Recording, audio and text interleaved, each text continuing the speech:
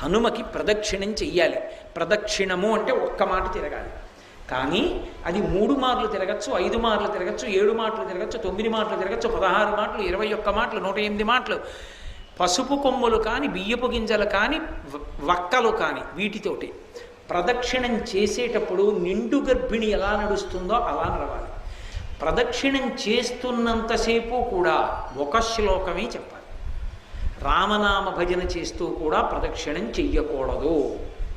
హనుమత్ ప్రదక్షిణం చేసేటప్పుడు చెప్పవలసిన శ్లోకం ఏమిటో పరాశర సంహిత చెప్పింది. ఆయన దగ్గరికి వెళ్ళినప్పుడు ఆంజనేయం మహావీరం బ్రహ్మ విష్ణు శివాత్మకం తరుణార్క ప్రభం శాంతం ఆంజనేయం నమామ్యహం అంటూ తిరగాలి. పరమ మౌనంతో ఆ శ్లోకం ఒక్కటి చదువుకుంటూ గర్భిణీ స్త్రీ ఎలా తిరుగుతుందో అలా